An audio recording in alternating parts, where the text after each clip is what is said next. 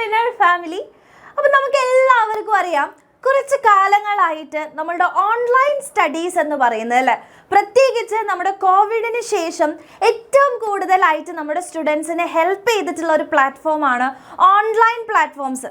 അപ്പം നമുക്കറിയാം, പഠനത്തിലാണെങ്കിലും അല്ലെ, നമുക്ക് ഒരുപാട് പ്രതിസന്ധികൾ വന്ന സമയത്ത് നമ്മളുടെ പഠനം സ്റ്റോപ്പ് ചെയ്തു പോകും, അല്ലെങ്കിൽ ക്ലാസ് റൂമുകളിലേക്ക് നമുക്ക് പോകാൻ പറ്റാത്തൊരവസ്ഥ വന്ന സമയത്ത് നമ്മളെല്ലാവരും ഹെൽപ്പ് ചെയ്ത് അല്ലെങ്കിൽ ഒരു വലിയ ഒരു മാറ്റം കൊണ്ടുവന്ന, ഇപ്പം വിദ്യാഭ്യാസത്തിലാണെങ്കിലും ബാക്കി എന്തൊരു മേഖലയിലാണെങ്കിലും നമ്മുടെ ഓൺലൈൻ ആയിട്ടുള്ള ഒരുപാട് കാര്യങ്ങൾ നമ്മളെ ഹെൽപ്പ് ചെയ്തിട്ടുണ്ട്.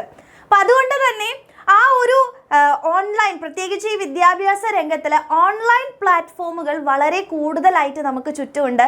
അത് ഒരുപാട് കുട്ടികളെ വളരെ നല്ല രീതിയിൽ ഹെൽപ്പും കൂടെ ചെയ്തിട്ടുണ്ട് അല്ലേ.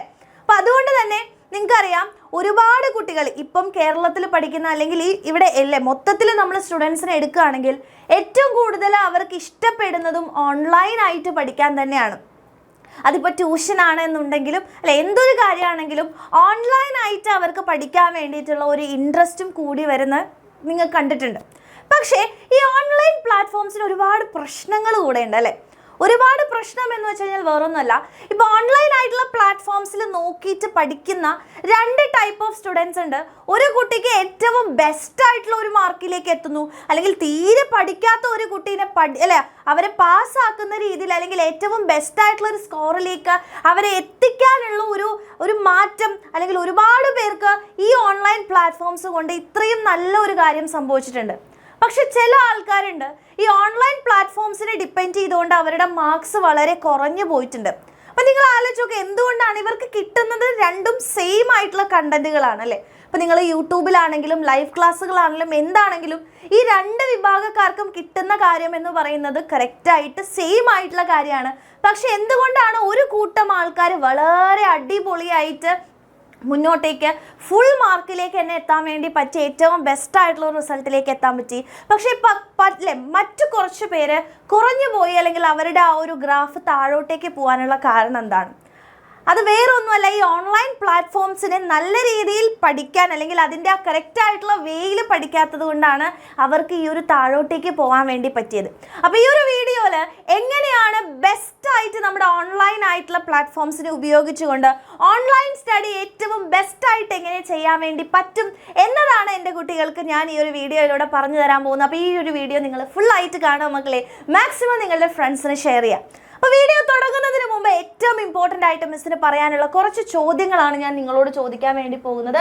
വേറെ ഒന്നുമല്ല, അതായത് നിങ്ങൾ സ്വന്തമായിട്ട് അനലൈസ് ചെയ്യുക. ഞാൻ ഈ ക്വസ്റ്റ്യൻസ് ചോദിക്കുന്ന സമയത്ത് ഞാൻ ഇങ്ങനെ ചെയ്യുന്നുണ്ടോ എന്നുള്ളത് നിങ്ങൾ അനലൈസ് ചെയ്യാൻ വേണ്ടി ശ്രമിക്കുക. അപ്പോൾ ആദ്യത്തെ കാര്യം എന്ന് പറയണ ഒന്നുമില്ല, നിങ്ങൾ ഓൺലൈനായിട്ട് സ്റ്റഡി ചെയ്യുമ്പോൾ നമുക്കറിയാം, നമ്മുടെ വീട്ടിൽ നമുക്ക് ഏറ്റവും കംഫർട്ടായിട്ടുള്ള ഒരു പ്ലേസിലിരുന്ന് പഠിക്കാൻ വേണ്ടി പറ്റും എന്നുള്ളത് ഓൺലൈൻ സ്റ്റഡീസിനെ അപേക്ഷിച്ച് നോക്കുമ്പോൾ അത് വളരെ ഇമ്പോർട്ടൻ്റ് ആയിട്ടുള്ള ഒരു കാര്യമാണ്, അല്ലെങ്കിൽ ഭയങ്കര സുഖമാണല്ലേ. അത് നമുക്ക് ഇഷ്ടപ്പെട്ടിട്ടുള്ള നമ്മുടെ കംഫർട്ടായിട്ടുള്ള ഒരു പ്ലേസിലിരുന്ന് പഠിക്കാൻ വേണ്ടി പറ്റും, നമ്മളെ ആരും കാണുന്നില്ല. അപ്പോൾ വളരെ ഈസിയാണത്. അപ്പോൾ നിങ്ങൾ ആലോചിച്ച് നോക്കുക, എൻ്റെ ആദ്യത്തെ ചോദ്യം എന്ന് പറയുന്നത്, നിങ്ങൾ ചെയറും ടേബിളിലും ഇരുന്നു കൊണ്ട് തന്നെയാണോ പഠിക്കുന്നത് അല്ലേ? പ്രോപ്പറായിട്ട് നിങ്ങൾ പഠിക്കാൻ വേണ്ടിയിട്ട് ഒരു ടേബിളിൽ കൃത്യമായിട്ട് നിങ്ങളുടെ ബുക്കുകളും പെന്നുകളും എല്ലാ കാര്യങ്ങളും എടുത്ത് ചെയറിലിരുന്ന് കൃത്യമായിട്ട് ഹെഡ്സെറ്റും അതുപോലെ തന്നെ എങ്ങനെയാണെങ്കിലും കാര്യങ്ങളെല്ലാം കൃത്യമായിട്ട് പഠിക്കണം എന്ന രീതിയിൽ ഡിസ്ട്രാക്റ്റഡ് ആവാതെ നിങ്ങൾ ഇരിക്കുന്നുണ്ടോ? അതോ നിങ്ങൾ ബെഡിൽ ഇരിക്കില്ലേ? നമുക്കറിയാം, രാവിലെ എണീക്കുന്നു, ഓൺലൈൻ ക്ലാസ് ആയതുകൊണ്ട് തന്നെ നമ്മളെ ഒന്നും കാണുന്നില്ല, സോ ബെഡിലിരിക്കാം അല്ലെ. പല സ്ഥലങ്ങളിലും പുറത്ത് എവിടെയെങ്കിലുമൊക്കെ പോയിട്ട് നമ്മുടെ പരിപാടികളുടെ ഇടയിലൂടെയാണോ നിങ്ങൾ ഓൺലൈൻ ആയിട്ടുള്ള ക്ലാസ്സസ് കേൾക്കുന്നത്, പഠിക്കുന്നത് എന്നുള്ളത് നിങ്ങൾ ചെക്ക് ചെയ്യുക. ഇതിലേത് വിഭാഗത്തിലാണ് ഞാൻ പെടുന്നതെന്ന് ചിന്തിക്കാം.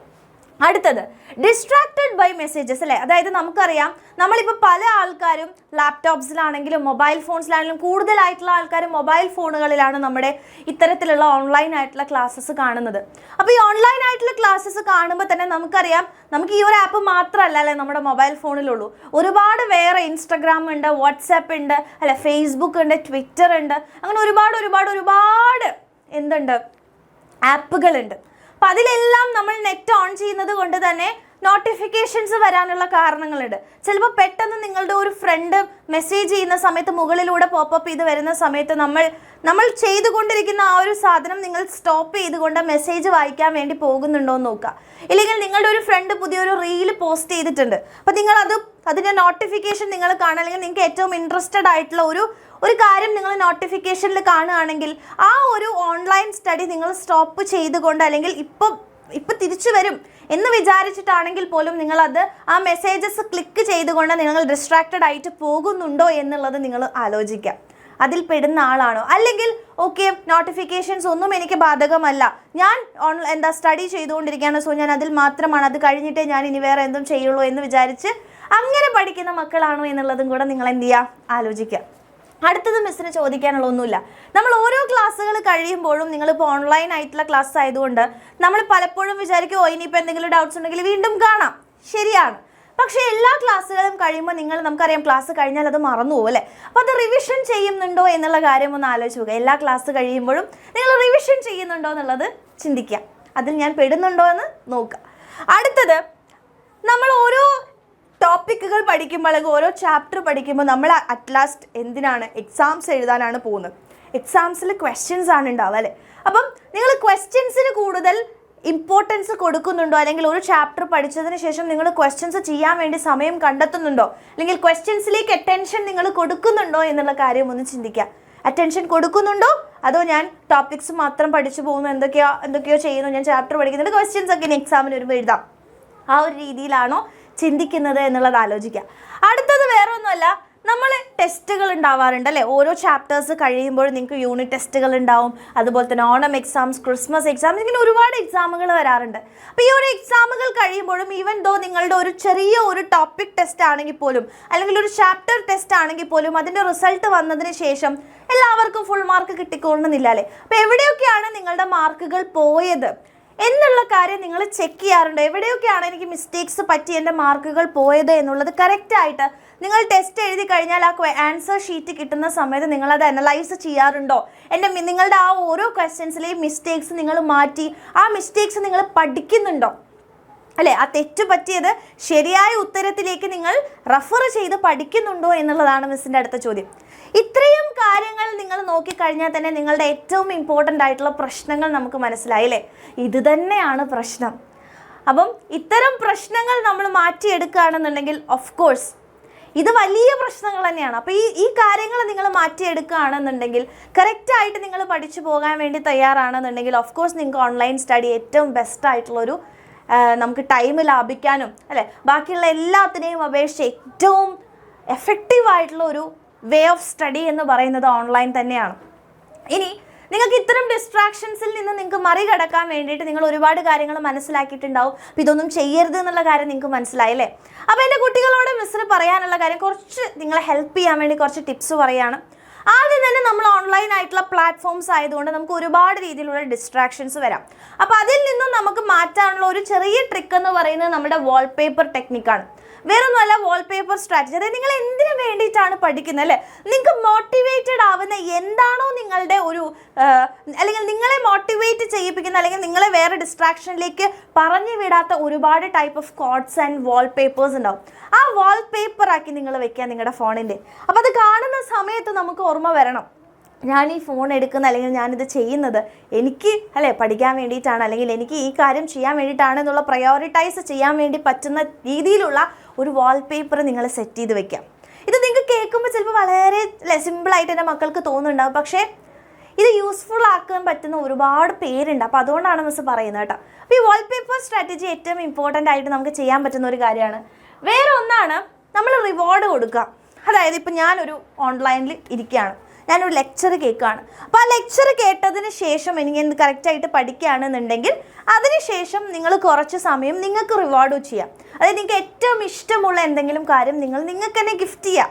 ഇപ്പോൾ ചിലപ്പോൾ ഐസ്ക്രീം കഴിക്കുകയാണെങ്കിൽ സിമ്പിളായിട്ടുള്ള കാര്യങ്ങളാണ്, വലിയ വലിയ കാര്യങ്ങളൊന്നുമല്ല. അല്ലെങ്കിൽ നിങ്ങൾക്ക് ഫേവറേറ്റ് ആയിട്ടുള്ള യൂട്യൂബിലുള്ളൊരു ഷോ, ആ ഷോ കാണാം അല്ലെങ്കിൽ നിങ്ങൾക്ക് ഏതെങ്കിലും വ്ളോഗ്സ് കാണാനുണ്ടെങ്കിൽ ആ വ്ളോഗ് കാണുന്നു, അല്ലെങ്കിൽ ഏതെങ്കിലും ഒരു സിനിമ കാണാൻ വേണ്ടി നിങ്ങൾ സമയം കണ്ടെത്തുന്നു. അപ്പോൾ എന്താണോ എൻ്റെ കുട്ടികൾക്ക് ഫേവറേറ്റ് ആയിട്ടുള്ള സാധനം, അപ്പോൾ ഇത്ര കാര്യം ഞാൻ ചെയ്ത് കഴിഞ്ഞു കഴിഞ്ഞാൽ ഞാൻ എനിക്ക് റിവാർഡായിട്ട് ഇത് കൊടുക്കും. അപ്പോൾ എൻ്റെ കുട്ടികൾക്കറിയാം നിങ്ങളുടെ ഏറ്റവും ഫേവറേറ്റ് ആയിട്ടുള്ള കാര്യം എന്താണെന്നുള്ളത്. അത് നിങ്ങൾക്ക് റിവാർഡ് ചെയ്യുക.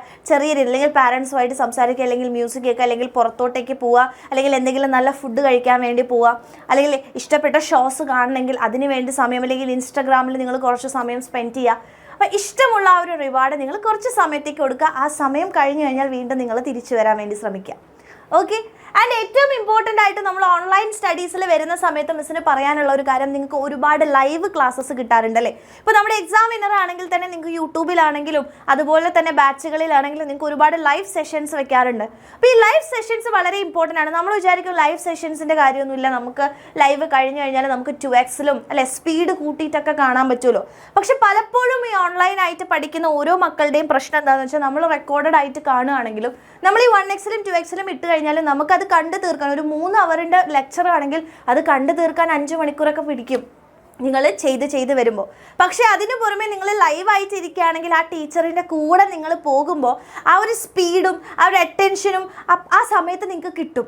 അപ്പോൾ അത്രയും സമയം അത് യൂസ്ഫുൾ ആയിട്ട് ഫീൽ ചെയ്യും. ഇപ്പോൾ ഒരു 1 ഷോട്ടിൻ്റെ ലൈവാണ് നിങ്ങൾ അറ്റൻഡ് ചെയ്യുകയാണെങ്കിൽ ഓഫ് കോഴ്സ് ആ ഒരു ചാപ്റ്റർ നിങ്ങൾ കറക്റ്റായിട്ട് അറ്റൻഡ് ചെയ്തിരിക്കുകയാണ്, അതിൻ്റെ കൂടെ തന്നെ നിങ്ങൾ നോട്ട്സ് എഴുതി പോവുകയാണെന്നുണ്ടെങ്കിൽ ഓഫ് കോഴ്സ് അത് ഏറ്റവും എഫക്റ്റീവ് ആയിട്ടുള്ള ഒരു കാര്യമാണ്. അപ്പോൾ ടോപ്പേഴ്സിൻ്റെ ഏറ്റവും ഇമ്പോർട്ടൻ്റ് ആയിട്ടുള്ളൊരു കാര്യം ലൈവ് സെഷൻസ് ഒരുപാട് അറ്റൻഡ് ചെയ്യുക. ആ അറ്റൻഡ് ചെയ്യുന്ന സമയത്ത് കൃത്യമായിട്ട് നോട്ട്സും കൂടെ എന്ത് ചെയ്യുക, എഴുതി പോവുകയാണെന്നുണ്ടെങ്കിൽ അതിനുശേഷം അതിൻ്റെ ലൈവ് നോട്ട്സ് കിട്ടും. അപ്പോൾ ആ നോട്ട്സ് കിട്ടുമ്പോൾ വളരെ നിങ്ങൾക്ക് അടിപൊളിയായിട്ട് പഠിക്കാൻ വേണ്ടി അത് ഒന്നും കൂടെ നിങ്ങൾക്ക് നല്ലതായിരിക്കും, റിവൈസ് ചെയ്യാനും നല്ലതായിരിക്കും. ഓക്കെ. പക്ഷേ എന്നാലും കുറച്ച് എക്സെപ്ഷണൽ കുട്ടികളുണ്ടാവും, അതായത് റെക്കോർഡഡ് ആയിട്ട്, അത് പ്രോപ്പറായിട്ട് റെക്കോർഡഡ് ആയിട്ട് കണ്ട് അത് യൂസ്ഫുൾ ആയിട്ട് തോന്നുന്ന ആൾക്കാരുണ്ടാവും. അത് പ്രശ്നമേ അല്ല. അങ്ങനെ നിങ്ങൾക്ക് തോന്നുകയാണെങ്കിൽ അത് കണ്ടിന്യൂ ചെയ്യുക. ബാക്കിയുള്ളവരുടെ കാര്യമാണ് ഞാൻ പറഞ്ഞത്. ഓക്കെ. അപ്പം ഇത്തരം കാര്യങ്ങളിൽ നിങ്ങൾ ചെറുതായിട്ടൊന്ന് ശ്രദ്ധിക്കുകയാണെന്നുണ്ടെങ്കിൽ നിങ്ങൾക്ക് ഏറ്റവും ബെസ്റ്റ് ആയിട്ടുള്ള റിസൾട്ടിലേക്ക് എത്താൻ വേണ്ടി പറ്റുന്ന, നിങ്ങളെ ഹെൽപ്പ് ചെയ്യാൻ ഒരുപാട് പേര് ഇവിടെ ഉണ്ട്. അപ്പം നിങ്ങളുടെ കൂടെ തന്നെ എക്സാമിനർ കുറേ വർഷങ്ങളായിട്ടുണ്ട്. അപ്പോൾ ഇനിയും നിങ്ങളുടെ കൂടെ തന്നെ ഉണ്ടാവും. അതുപോലെ നമ്മുടെ ബാച്ചിലേക്കൊക്കെ ജോയിൻ ചെയ്ത് പഠിക്കാൻ ആഗ്രഹിക്കുന്ന ഒരുപാട് മക്കളുണ്ടാവും അല്ലേ. അപ്പോൾ അവരൊക്കെ എന്ത് ചെയ്യുക, ബാച്ചിലേക്ക് ജോയിൻ ചെയ്യാൻ താല്പര്യം ഉണ്ടെങ്കിൽ നിങ്ങൾ ഈ താഴെ കാണുന്ന നമ്പറിലേക്ക് മെസ്സേജ് ചെയ്യുക, എൻ്റെ അടിപൊളിയായിട്ട് ജോയിൻ ചെയ്യുക. അപ്പോൾ ഓൺലൈനായിട്ടുള്ള ഒരു പ്ലാറ്റ്ഫോമുകൾ ഒരിക്കലും മോശമല്ല. അത് കറക്റ്റായിട്ട് വിനിയോഗിക്കുകയാണെന്നുണ്ടെങ്കിൽ, അത് ഉപയോഗിക്കുകയാണെന്നുണ്ടെങ്കിൽ നിങ്ങൾക്ക് ഉറപ്പായിട്ടും നല്ലൊരു റിസൾട്ടിലേക്ക്, ഫുൾ മാർക്കിലേക്ക് തന്നെ എത്താൻ പറ്റും. അതിന് ഒരുപാട് റിസൾട്ട് നിരത്താൻ വേണ്ടി എക്സാമിനറിൻ്റെ കയ്യിലുണ്ട്. അപ്പോൾ ഒരേ ഒരു കാര്യം ശ്രദ്ധിക്കുക, ഞാൻ ചെയ്യുന്നത് കറക്റ്റാണോ, കറക്റ്റ് അല്ല എന്നുണ്ടെങ്കിൽ എപ്പോൾ തന്നെ സ്റ്റോപ്പ് ചെയ്യുക, മാറാം. ഓക്കെ. അപ്പോൾ അത്ര മാത്രമാണ് മിസ്സിന് പറയാനുള്ളത്. അപ്പോൾ അടിപൊളിയായിട്ട് പഠിക്കാൻ മക്കളെ. All the very best. അപ്പോൾ ഈ വർഷം നമ്മൾ എക്സാമിനറിൻ്റെ കൂടെ തകർക്കും. Thank you.